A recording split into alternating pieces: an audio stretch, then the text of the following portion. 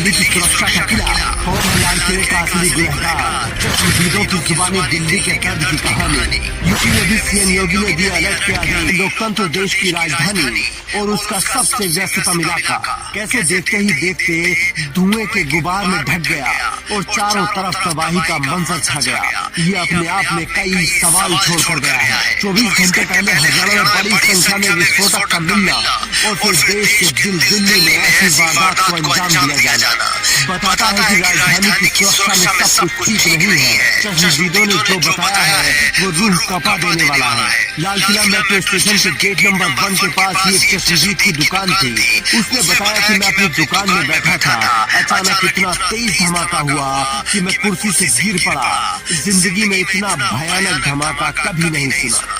क्या नाम है आपका? निशान जी, चोट किस तरह से आई है आपको? चलो मैं अभी करता हूँ। निशान जी, चोट आपको कैसे आई है? भाई मेरा आगे गाड़ी चल रही थी, कार कम से 1-2 फुट की दूरी पे थी। उसकी गाड़ी में बम था, मैंने क्या था वो फटा था। कौन सी गाड़ी थी? एसएनसी ने सिर्फ की गाड़ी। नगीना से सांसद चंद्रशेखर आजाद ने कहा कि राजधानी के ऐतिहासिक और उच्च सुरक्षा क्षेत्र में इस तरह का धमाका कोई साधारण घटना नहीं, ये राष्ट्रीय सुरक्षा तंत्र की विफलता का संकेत है।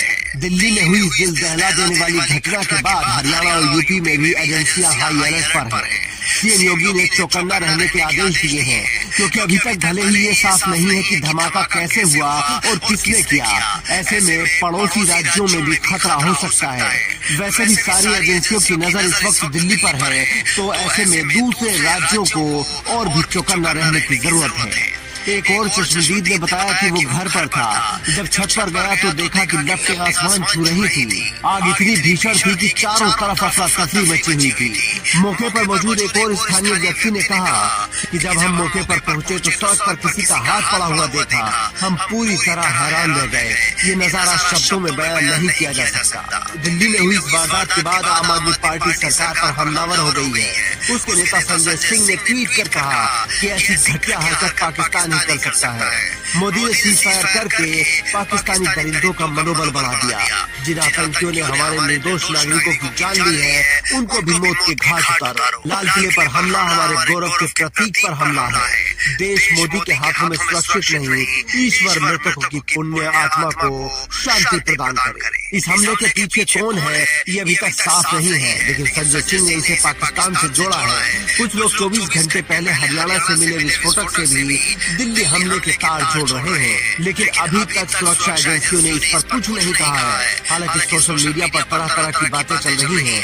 इंडियन न्यूज आप सबसे अपील करता है कि किसी भी तरह की अफवाह न फैलाएं और संकट के समय में सुरक्षा एजेंसियों का साथ दें और उन पर भरोसा बनाए रखें। हम उम्मीद करते हैं कि इसके पीछे जो भी लोग हैं वो जल्द ही अपने अंजाम तक पहुँचेंगे, क्योंकि ये नया हिंदुस्तान है जो कोई हिसाब बाकी नहीं रखता। लेकिन सुरक्षा व्यवस्था पर एक सवाल तो है ही। कुछ लोग कह रहे हैं कि सारी सरकार बिहार के चुनाव में बिजी थी और इधर दिल्ली में ये सब हो गया। अभी पूरे मामले की जांच हो रही है और इसमें कुछ भी कहना जल्दबाजी होगा, लेकिन जिन लोगों की जान गई है उनके परिवारों के लिए इंसाफ की मांग तो करनी ही होगी और देश को अपनी सरकार से पूछना भी होगा कि आखिर कब तक आम इंसान की